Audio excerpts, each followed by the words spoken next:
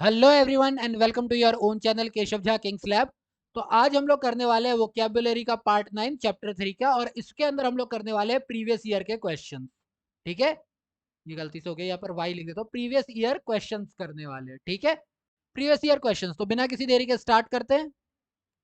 देखो, सबसे पहले हम लोग कर रहे हैं, ये जो है ये हमारा है मई 2018 का। स्काई ब्लू आप लोगों को मैंने पहले भी करवा रखे है ना।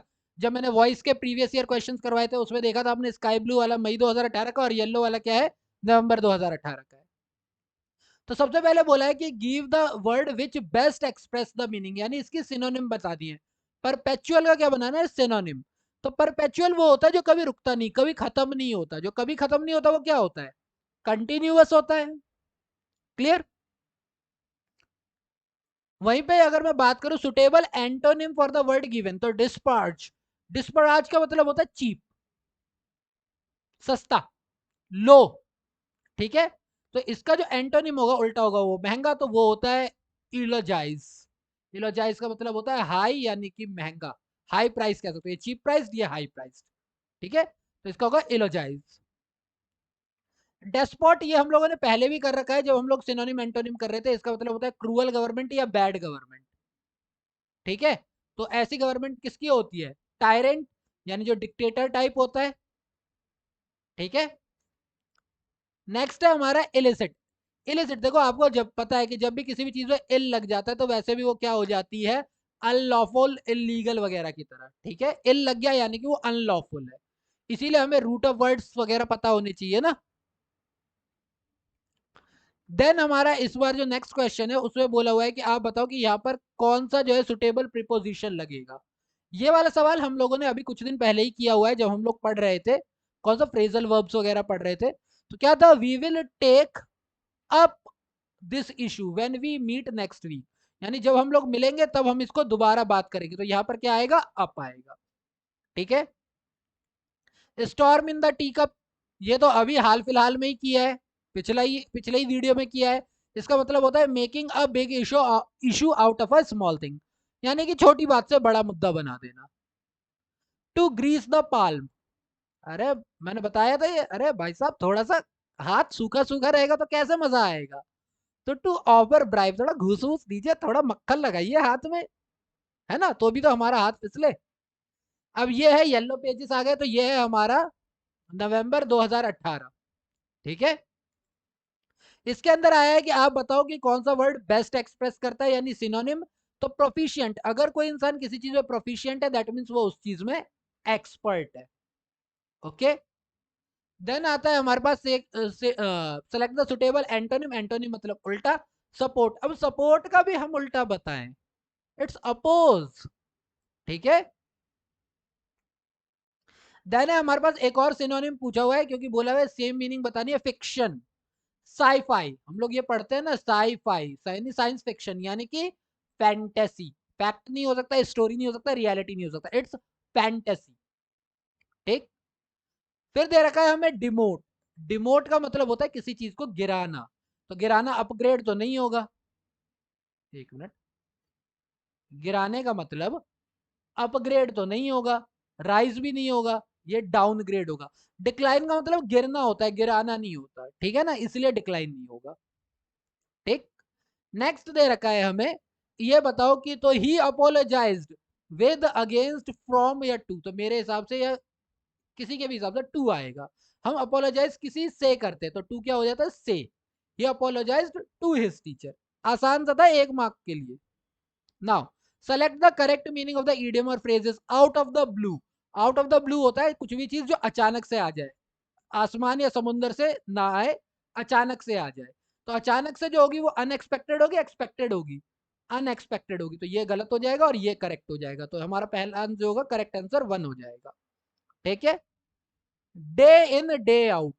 डे इन डे आउट इसका मतलब ये नहीं होता कि दिन के टाइम पे ही आओ ना, ना ये होता है कि दिन जरूरी है ना, और एक ही दिन में करो ये भी नहीं है। ये है जब डे इन डे आउट मतलब लगातार किसी चीज काम को करते चले जाते हो, so that's day in day out.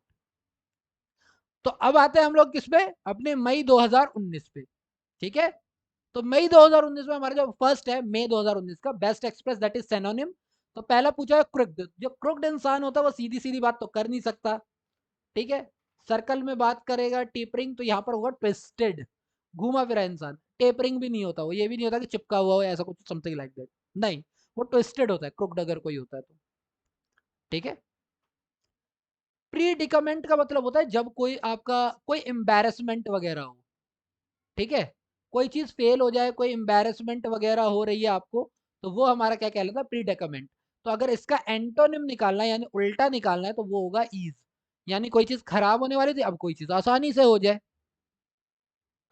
Next अगला क्वेश्चन आता है जिसमें बोला गया है कि आप सिमिलर मीनिंग बताओ, यानी सिनोनिम बताओ रेकलेस का। तो रेकलेस का क्या होगा, कॉशियस तो हो ही नहीं सकता जो ध्यान रखे, क्लियर भी नहीं होगा, फियरलेस भी नहीं होगा, वो होगा केयरलेस, ठीक है। तो सी हमारा करेक्ट ऑप्शन हो जाएगा। ह्यूमंगस, अब आप लोगों ने सबने मेरी तरह, अगर मेरी एज ग्रुप के हो या नहीं भी हो, तो भी आपने बेन 10 तो देखा ही होगा। बेन 10 में अपना एक एलियन था ह्यूमंगसौर। ह्यूमंगसौर क्या था, बहुत बड़ा था, बहुत ज्यादा क्या था, ह्यूज था। तो जो काम ह्यूमंगस होगा वो क्या होगा, ह्यूज होगा, ठीक है।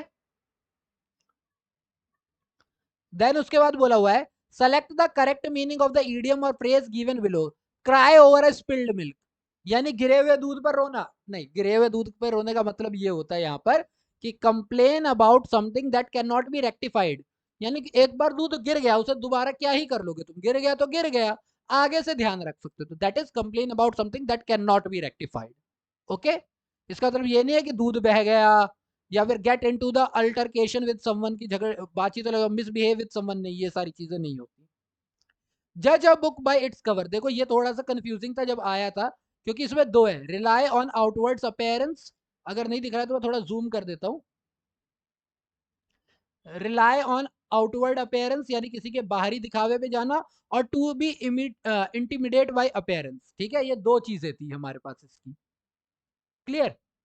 तो इसके अंदर जो हम लोग करेंगे ना, इसके अंदर जो हम लोग पढ़ेंगे वो पढ़ेंगे, इसका करेक्ट आंसर जो दे रखा है वो है rely on outward appearance. Intimidated नहीं होगा, इंटिमिडेटेड का मतलब होता है कि आप उसे देख करके आप बस उसी को सही मान लो, पर वो इंटिमिडेट होता है।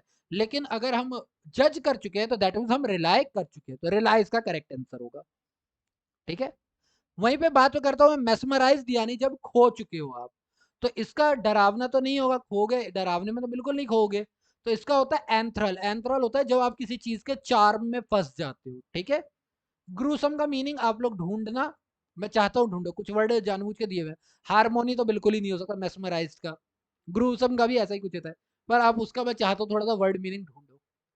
अब ये मैं सोचना कि नहीं उनको नहीं आता होगा इसलिए नहीं बता रहे, भैया देखो मैं किस में चला रहा हूँ, मैं चला रहा हूँ माइक्रोसॉफ्ट एज में, तो एज के अंदर और इंटरनेट भी है, तो अगर मेरे को करना होता तो मैं क्या करता, मैं आराम से अभी सर्च कर चुका होता, तो सर्च नहीं किया, मैं चाहता हूँ कि आप लोग सर्च करें, ठीक है, और मुझे मीनिंग पता है, अगर ऐसा ही होता कि मुझे मीनिंग पता करना होता तो बता चुका हो, तो इस चक्कर में मत रहना, अरे उनका खुद का नहीं आता होगा।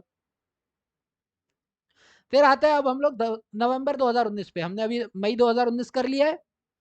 एबंडेंट, अबेंडेंट का मतलब होता है जब कोई चीज बहुत ज्यादा हो, जब आपके पास कोई चीज इनफ हो, ठीक है, जब आपके पास कोई चीज इनफ हो, बहुत ज्यादा हो, दैट इज अबंडेंट।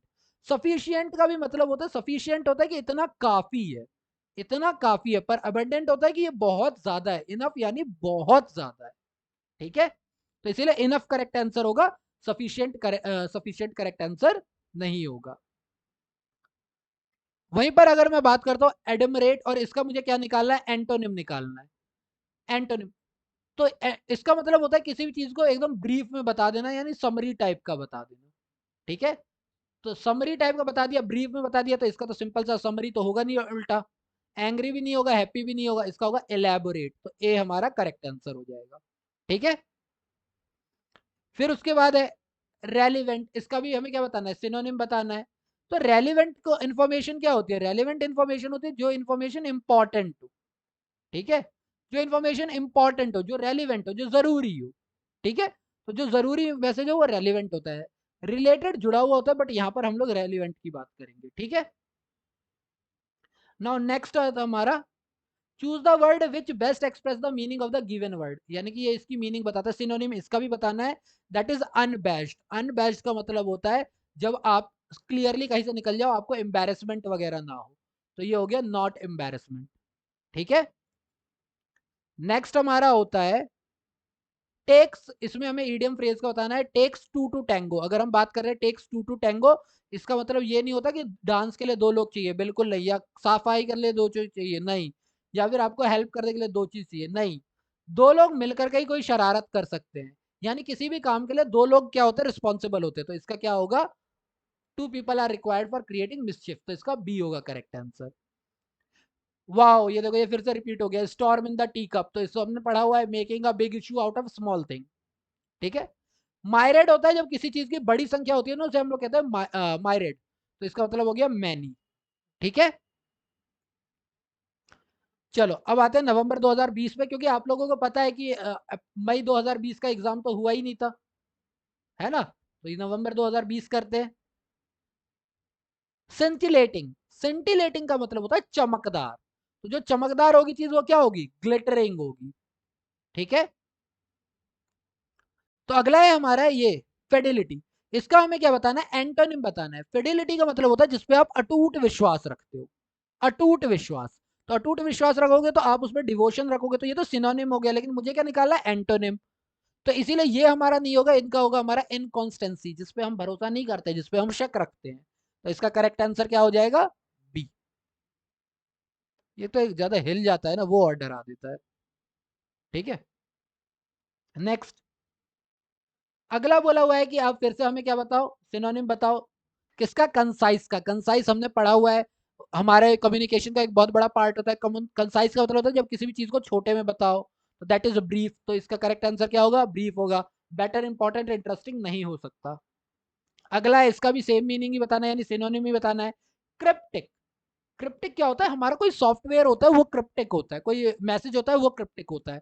क्रिप्टिक यानी जिसको आपको खोजना पड़े, जिसको आपको ओपन करना पड़े। तो ऐसी क्या चीज होती है, मिस्ट्री होती है। पर्टिनेंट नहीं होगा, कॉमन नहीं होगा, मिस्टीरियस होगा। इसका करेक्ट आंसर सी, सी होगा, यानी कि थर्ड होगा। ठीक है, नेक्स्ट थोड़ा सा इसको इधर कर लेते हैं। इसमें ईडियम और फ्रेज का बताना है, to be a mastermind. मुझे लगा था जब मैंने ये पहली बार पढ़ा था ना, एक काम करता हूँ थोड़ा सा जूम कर देता हूँ ताकि तुम लोगों को दिख जाए ये।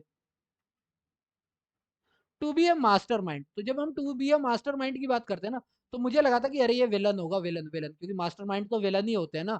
पर नहीं, एक्चुअली इसका ये नहीं है, इसका है to be A pioneer.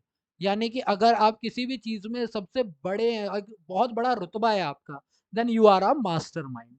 Okay, then आता है हमारा at wit's end. At wit's end का मतलब होता है जब हम लोग बिल्कुल कंफ्यूज हो चुके हैं, हमें कुछ नहीं समझ में आ रहा है, एकदम लास्ट स्टेज आ चुकी है हमारे कंफ्यूजन की, तो होता है परप्लेक्स्ड। ठीक है, तो इसका करेक्ट आंसर डी, यानी कि फोर होगा, परप्लेक्स्ड। ठीक है, कंप्लीट इम्प्रोवाइज्ड या ड्रेन्ड नहीं होगा। नेक्स्ट है हमारा, choose a word, combat. Combat का मतलब मुझे भी लगता था कि भैया फ्यूड तो नहीं है कहीं, फ्यूड का मतलब भी झगड़ा होता है, कॉन्फ्लिक्ट का मतलब भी झगड़ा होता है, क्वेरल का मतलब भी झगड़ा होता है। बट कॉम्बैट का मतलब फाइट होता है। क्यों, क्योंकि जब हम बोलते हैं hand to hand combat, hand to hand combat, तो इसका मतलब होता है हाथों से होने वाली फाइट। ठीक है, तो इसलिए कॉम्बैट जो वर्ड होता है वो फाइट के लिए होता है। नाउ अब हम लोग करते हैं किसका, थोड़ा सा और जूम आउट कर देता हूँ, जनवरी 2021 का। ये है हमारा जनवरी 2021 का। इसमें भी सबसे पहला सवाल तो सिनोनिम के लिए ये आएगा। हमने देखा हुआ है कि हमसे हर पेपर में सिर्फ एक जगह एक एंटोनिम पूछा हुआ है, बाकी सिर्फ सिनोनिम्स पूछे हुए हैं हमसे।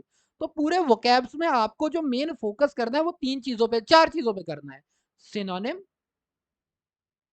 एंटोनिम, फ्रेजल वर्ब और ईडियम। अगर सिर्फ आपने ये चार पार्ट पढ़ लिए ना, आपका काम खत्म। इन्हीं चार पार्ट में से पूछा जा रहा है। रिपल्सिव, रिपल्सिव क्या होता है, रिपल्सिव होता है जो तुरंत किसी बात के लिए क्या करे, झगड़ा करने लग जाए, आगे बढ़ जाए, हट जाए, यानी डिस्गस्ट हो जाए। ठीक है, तो इसका करेक्ट आंसर क्या होगा, सी, यानी थर्ड।